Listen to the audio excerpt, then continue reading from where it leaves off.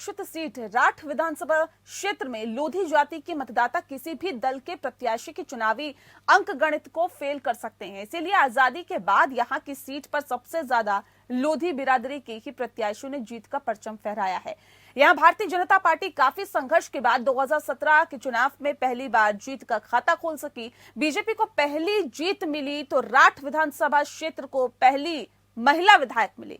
राठ विधानसभा क्षेत्र में 2017 में बीजेपी की मनीषा अनुरागी ने बड़े अंतर से जीत दर्ज की थी। मनीषा अनुरागी कांग्रेस के गयादीन को बड़े अंतर से उन्होंने हराया था।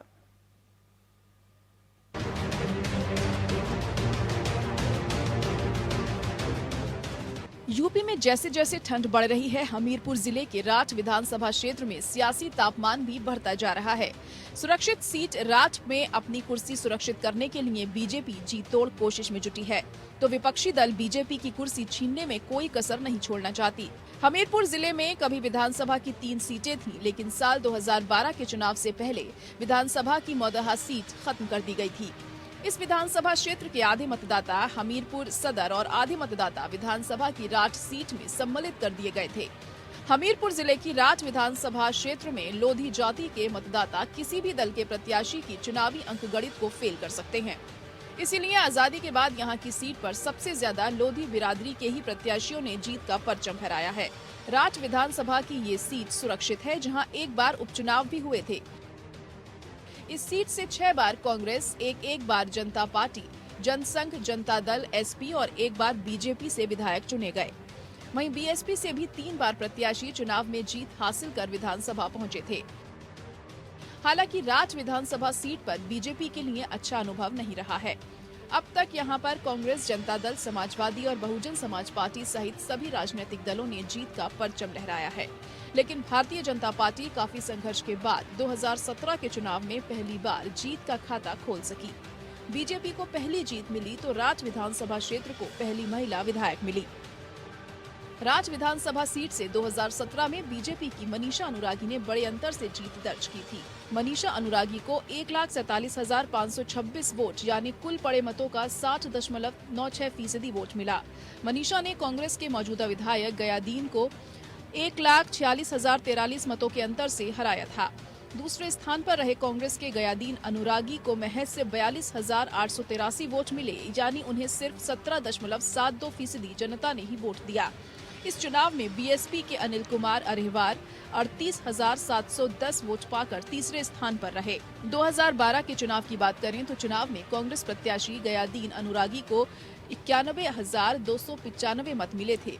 कांग्रेस के गयादीन ने सपा प्रत्याशी को 36,137 मतों से हराया था। वहीं दूसरे नंबर पर समाजवादी पार्टी के उम्मीदवार अम्बेश कुमारी को 55,158 मत मिले। इस चुनाव में बहुजन समाज पार्टी के राम सहाय अहिरवार तीसरे स्थान पर थे, जबकि बीजेपी के अनिल कुमार चौथे स्थान पर थे। अब राठ विधानसभा एक बार फिर से चुनावी मुहाने पर खड़ा है। जनता नेताओं के वादों और दावों को परख रही है।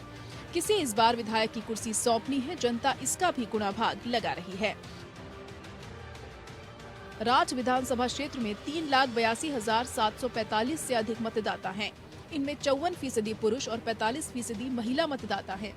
ये विधानसभा सीट लोध बाहुल्य सीट है, जिसके कारण किसी भी दल की जीत में लोध मतदाताओं की सबसे ज्यादा भूमिका होती है। 2022 के विधानसभा चुनाव में बीजेपी लोध मतदाताओं को लुभाने में कोई कमी नहीं छोड़ना चाहती है। राठ विधानसभा में 3,88,000 से अधिक मतदाताओं में से सबसे अधिक 30% लोधी मतदाता हैं। वहीं ब्राह्मण 10%, क्षत्रिय 7%, दलित 20.5%, कोरी 3%, यादव 4%, वैश्य 2%, कुम्हार 3%, निषाद 3%, मुस्लिम 5% हैं। अब यहां मतदाता 2022 में किसी विधायक की कुर्सी सौंपेंगे, ये तो चुनाव के बाद ही पता चलेगा। लेकिन यहां के चुनावी इतिहास की देखें तो आजादी के बाद साल 1952 में हुए विधानसभा चुनाव में पहली बार कांग्रेस के टिकट से श्रीपत राम सहाय रावत ने जीत का परचम लहराया था। इस जीत पर 6 बार कांग्रेस का ही कब्जा रहा है। 1977 में यहां से जेएनपी के बालाकृष्ण ने जीत दर्ज की। इसके बाद 1980 में स्वामी प्रसाद सिंह कांग्रेस के टिकट से विधायक बने। 1985 में कांग्रेस के दंगूर सिंह यहां से विधायक चुने गए। साल 1989 के विधानसभा चुनाव में जनता दल से चौधरी राजेंद्र सिंह ने कांग्रेस के कब्जे से ये सीट छीनी थी, लेकिन साल 1991 में हुए उपचुनाव में कांग्रेस के राम सिंह ने फिर ये सीट अपने कब्जे में ले ली। इसके बाद धुराम लोधी ने साल 1993 के चुनाव में बीएसपी का नीला परचम फहराया था। 1996 में समाजवादी पार्टी के रामाधार सिंह ने पहली बार सपा को जीत दिलाई, लेकिन 2002 और 2007 के विधानसभा चुनाव में बहुजन समाज पार्टी के चौधरी धुराम लोधी लगातार 2 बार विधायक बने।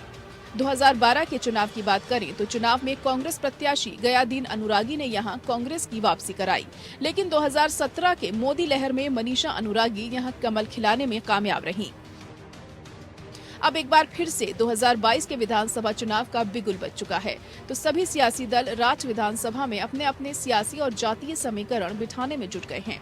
वर्तमान विधायक अपने कामों के दम पर जीत का दावा कर रहे हैं, तो विपक्ष उनके दावों की पोल खोल रहा है। इस सियासी शोरगुल के बीच यहाँ की जनता के मन में क्या चल रहा है, इस पर सभी की नजर है। Bureau report, APN। आपने हमीरपुर जिले के राठ विधानसभा क्षेत्र का चुनावी समीकरण देखा। आप सुनते हैं कि इस क्षेत्र के नेता क्या कहते हैं, सत्ता और विपक्ष के नेताओं के मन में क्या है उनके दावे। आइए सुनवाते हैं आपको।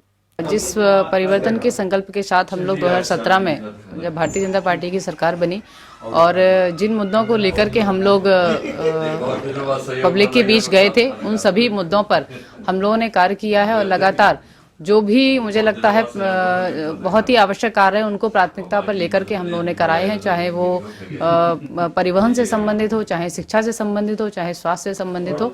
ये ऐसे सभी कार्य जो बहुत ही महत्वपूर्ण और होने चाहिए थे, उन सबको हम लोगों ने प्राथमिकता के तौर पर कराया है। चाहे वो राड से हमारा जनपद हमीरपुर को जोड़ने वाला मार्ग हो, चाहे वहाँ की शिक्षा को लेकर के एक डिग्री कॉलेज की स्थापना के संबंध में हो, चाहे हमारे बच्चों की खेल से संबंधित मिनी स्टेडियम का हो।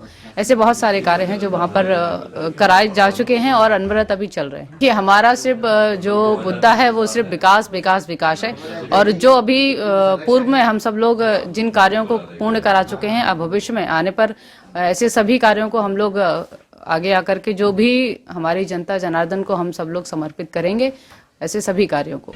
इनकम टैक्स 5 साल तक नहीं ध्यान आया इनको कि हमें हमारा काला धन कहीं छिपा है। जब आज चुनाव सर पे है, दबाव की राजनीति कर रहे हैं और नेताओं को दबा करके न्यूट्रल करने का या दल में हमारे ज्वाइन करने का ये दबाव भारतीय जनता पार्टी कर रही है। चाहे जितने छापे डलवा लें ये, अब इनकी वो वापसी होनी नहीं है, विदाई तो तय ही हो गई। सपा सत्ते पे आएगी, क्या विकास कार्य करेगी? देखिए, हमको ज्यादा बताने की जरूरत नहीं है। 12 से लेकर 17 तक हमने जो काम किए थे, जनहित के काम किए थे, वो हर व्यक्ति की जुबान पर हैं। राठ विधानसभा क्षेत्र में करीब 5 साल पहले जिस जनता ने वोट देकर बीजेपी का विधायक बनाया और विधानसभा पहुंचाया, उस जनता को पिछले 5 सालों में क्या मिला, क्या कहती है राठ विधानसभा क्षेत्र की जनता, आइए जानने की कोशिश करते हैं। इस बार सरकार उसी की बनेगी जिसने काम किया। चारों तरफ पहली बात तो बंदा होने चाहिए, बंदा बन नहीं रहा है। जब पहाड़ आती है तो कोई आदमी सुनवाई नहीं है। अभी चुनाव के टाइम में तो सब कह देंगे भैया हम तुम्हारे साथ, हम तुम्हारे साथ, हम तुम्हारे, ये राशन बांट रहे हो, फालतू राशन बांट रहे हो, उसी पैसे को साले को चारों तरफ से बंद करा दो। 2 काम भाजपा सरकार में और हो जाए तो ये समझ लीजिए कि सोने पे सुहागा होगा। जैसे कि हमारा मेडिकल यहाँ पे जो है थोड़ा दिक्कत होती है, डॉक्टर अच्छे है नहीं, फिजिशियन की बात करें या जो भी बात करें। और दूसरा जो मुद्दा होगा हमारा, ये जो मेन हाईवे है, कानपुर सागर हाईवे है, तो उसमें मैंने सुना है कि कुछ एग्रीमेंट है PNC से, वो जो है 1.5 साल बाद खत्म हो जाएगा। तो उसके बाद उम्मीद कर सकते हैं कि वो 2 लेन से 4 लेन हो जाएगा।